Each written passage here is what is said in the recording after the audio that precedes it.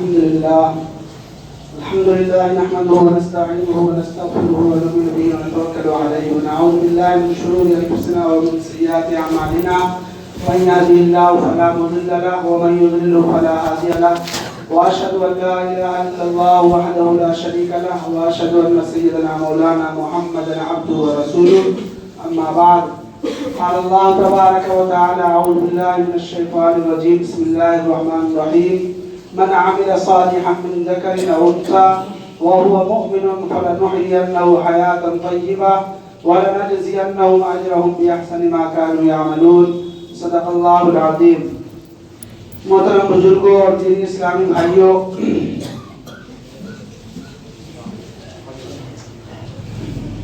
اللہ رب العزت نے چند روزہ زندگی ہم سب کو عطا کی ہے، اور اس دنیا میں نہ کوئی اپنی مرضی سے آیا ہے اور نہ ہی کوئی اپنی مرضی سے اس دنیا سے جائے گا.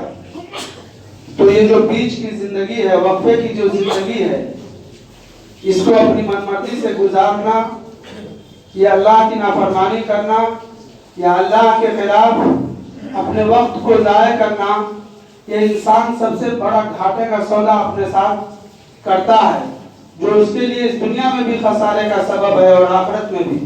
انسان کو کوئی حق نہیں پہنچتا کہ وہ اس امانت کی زندگی کو اپنی من مرضی کی زندگی گزارے.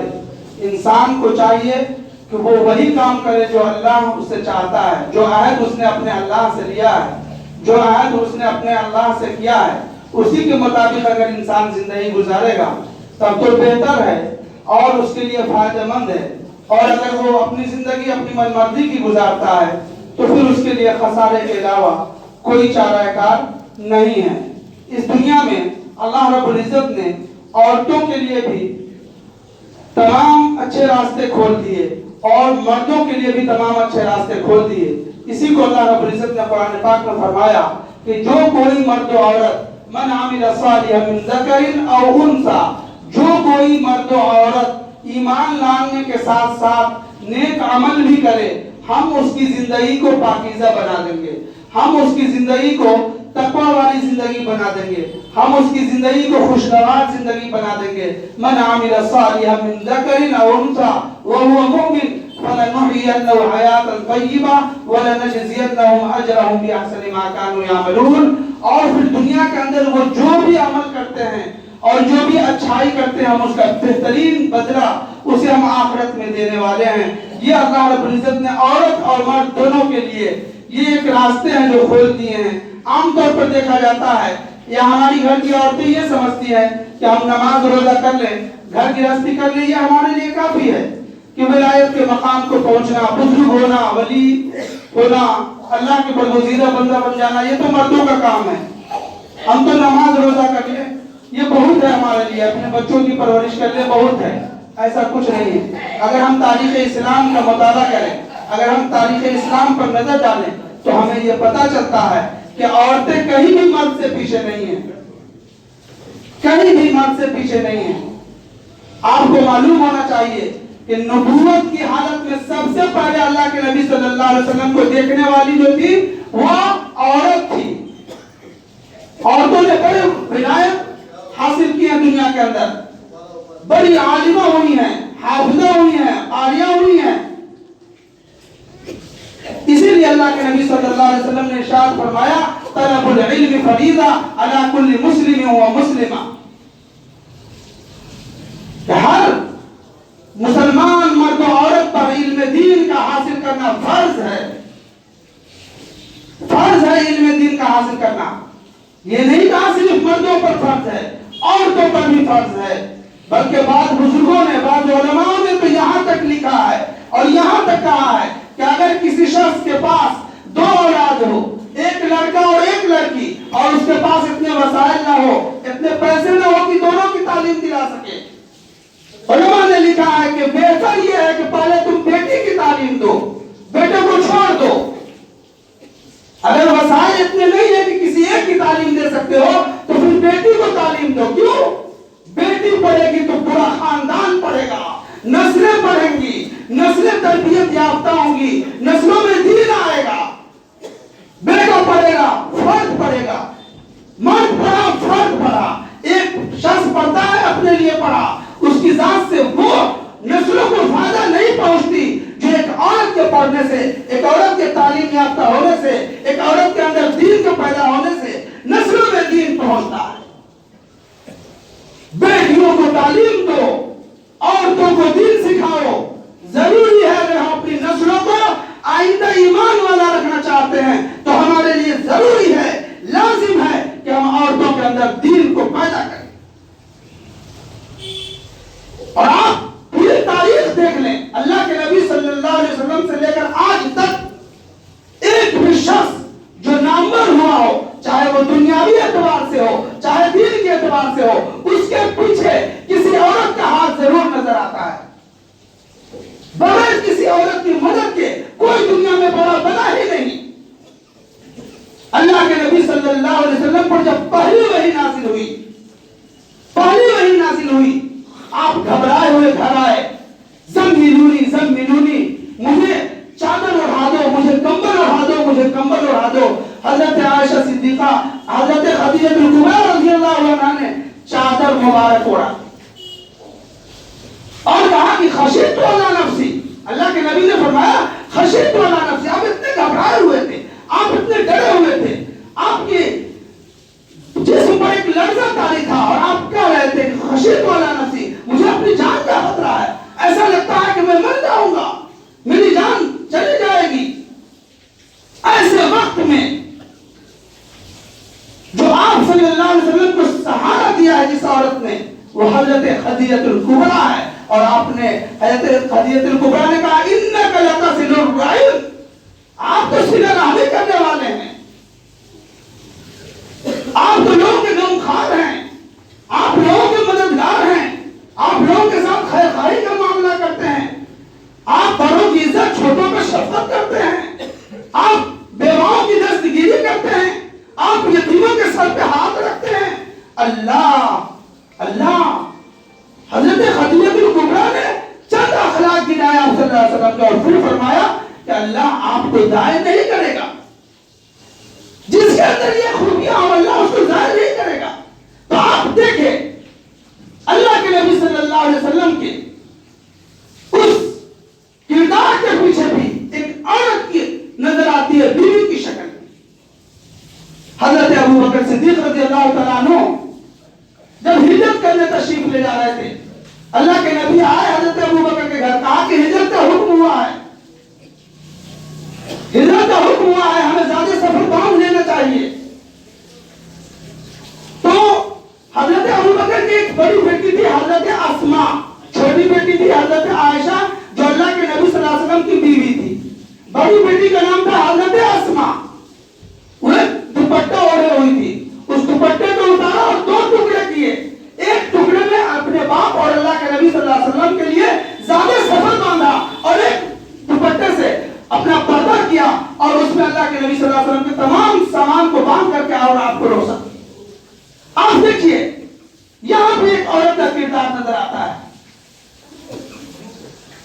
حضرت عمر رضی اللہ تعالیٰ عنہ مراد مصطفیٰ ہیں، اللہ کے نبی صلی اللہ علیہ وسلم نے دعائیں مانگی ہے کہ یا اللہ عمر بن خطاب یا عمر بن ہشام کے ذریعے دین کو تقویت عطا فرمائیے۔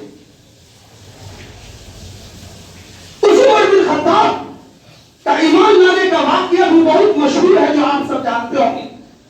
اللہ کے نبی صلی اللہ علیہ وسلم کو تلوار لے کر چلے ہیں قتل کرنے، راستے میں کوئی صحابی ملے، کہا کہ پہلے جا کر کے اپنی بہن کی خبر لو، تیری بہن اور بہنوئی ایمان لا چکے ہیں، پہلے بہن کی خبر لو، بہنوئی کی خبر لو، بعد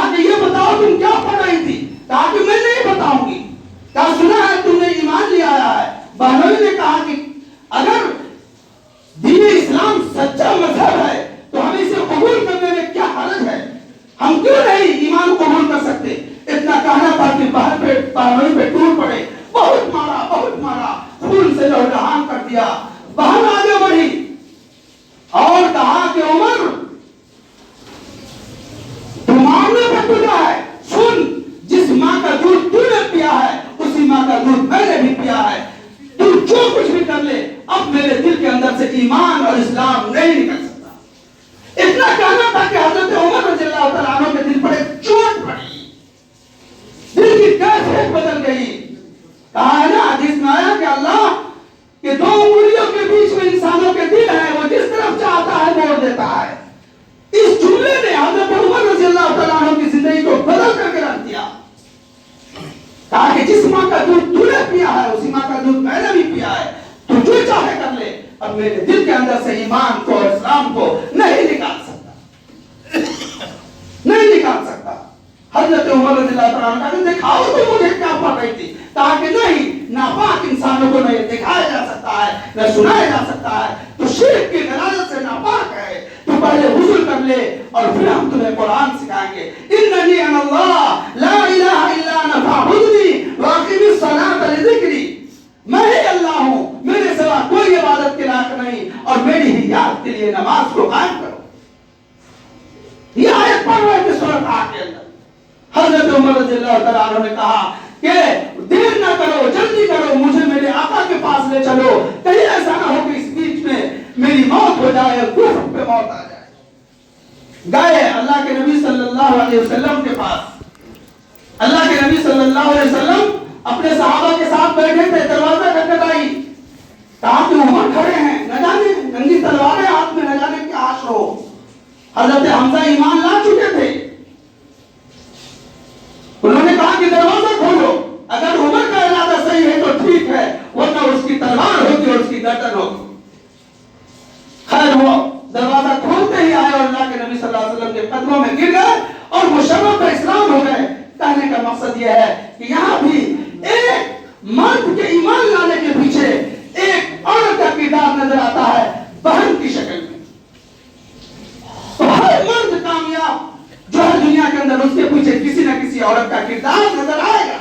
इसलिए औरतों में दीन को जिंदा करो, औरतों में, बच्चियों में दीन को जिंदा करो, बच्चियों को दीनी तालीम सिखाओ, उसके बगैर कोई चारा काम नहीं है।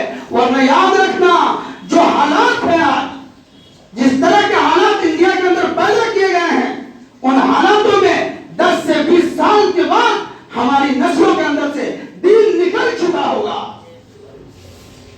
दीन निकल चुका होगा। हमारी नस्लें जो है मंदिरों में शक्ति से नहीं झुकेंगी। नमस्कार कहना और ये कहना वो तो शुरू हो चुका है। तमाम बूढ़ सब आ चुकी है हमारी नस्लों में। खुदारा अगर हम चाहते हैं कि हमारी नस्लें दीन पर कायम रहे तो औरतों के अंदर दीन को पैदा कीजिए, औरतों के किरदार को पाकीज़ा बनाइए, और इसके लिए मर्द की सख्ती और मर्द की निगाह बहुत जरूरी है। आज जो हमारी माँ बहनें, हमारी बेटियां जो आज बेमहामा बड़े मार्केटों में घूमती हैं, जिनके ऊपर कोई लगाव नहीं, जिस तरफ चाहती है जाती है, जिस तरफ चाहती है जिंदगी गुजारती है, पार्कों में जाकर के देख ले, कल्बों में जाकर देख ले, होटलों में जाकर देख ले, आज हमारी माँ बहनें सबसे ज्यादा नजर आती है। क्यों? इसलिए कि उसको अल्लाह के नबी सल्लल्लाहु अलैहि वसल्लम की तालीम नहीं मिली है, उसको कुरान नहीं सिखाया है। एक बाप ने उसे नहीं सिखाया है कि हमारी माँ कैसे हुआ करती थी, कैसे बापर्दा थी, कैसे सच्ची थी। शेख अब्दुल कादिर जिलानी रहमतुल्लाह अलैह कितने बड़े वली गुजरे हैं, कितने बड़े वली। आपको मालूम है लड़कपन में तालीम हासिल करने के लिए निकले, माँ ने 40 अशरफियां उनके कपड़े में बांध दी और कहा कि बेटा सच बोलना, झूठ ना बोलना। मुसलमान ईमान वाला झूठ नहीं बोलता है।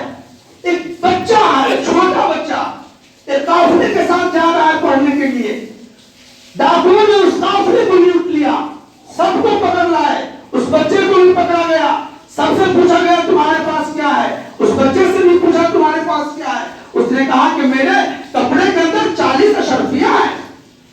डाकुओं ने उसको पकड़ करके अपने सरदार के पास ले गए और सरदार ने पूछा कि बता तेरे पास जो अशरफियां है उसे छुपा देता, झूठ बोल देता, तुझे अपनी जान की भी परवाह न हुई। उस बच्चे ने कहा, जो बाद में चल करके शेख अब्दुल कादिर जिलानी हुआ, उस बच्चे ने कहा कि दरअसल मैंने अपनी माँ से अहद किया था कि झूठ नहीं बोलूंगा। माँ ने मुझसे चलते वक्त ये वादा लिया था कि बेटा झूठ न बोलना, इसलिए मैं झूठ नहीं बोल सकता, चाहे मेरी जाए। मेरे भाइयों, इस जुमले को सुना तक उन तमाम डाकुओं ने तौबा किया और सब के सब मुसलमान हो गए। और शेख अब्दुल कादिर जिलानी रहमतुल्लाह अलैह उस वक्त बचपन में बच्चे थे, छोटे थे, लेकिन एक सच के बोलने की वजह से कितने लोग हल्का बगोश इस्लाम हुए। ख्वाजा मोइनुद्दीन चिश्ती, सिर्फ हम लोग नजर नियाज के चक्कर में रहते हैं, कभी उनके किरदार को भी देखिए। शेख ख्वाजा मोइनुद्दीन चिश्ती रहमतुल्लाह अलैह जब बंगाल के सफर पे गए तो 7 लाख हिंदुओं ने, गैर मुस्लिमों ने आपके हाथ पर इस्लाम कबूल किया और 70 लाख मुसलमानों ने तौबा पर बैअत की, घर आए, बड़े खुश थे, चेहरे पर खुशी के आसार दिख रहे थे। मां ने पूछा कि मोइनुद्दीन बड़े खुश नजर आ रहे हो, क्या बात है? कहा कि अम्मा मैं फला सफर पे गया था, 7 लाख लोग मुसलमान हुए और 70 लाख लोगों ने तौबा पर बैअत की। तो मां ने कहा कि इसमें तेरा क्या कमाल है मोइनुद्दीन, तेरा क्या कमाल है, तू खुश क्यों होता है?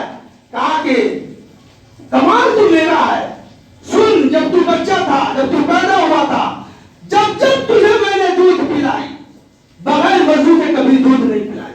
ये माएँ थी हमारी, ऐसी माएँ थी कि बगैर वजू के अपने शीरखार बच्चे को दूध नहीं पिलाती थी। आज टीवी देखा करके, मोबाइल देखा करके बच्चों को खाना खिलाया जाता है। शर्म आनी चाहिए, हम किसके फॉलोवर? तो इसलिए अपने औरतों में दीन को जिंदा कीजिए। अगर हमारी बच्चियां तालीम याफ्ता होंगी, दीनी तालीम से आरास्ता होंगी, तो हमारी नस्लों में दीन जिंदा होगा। एक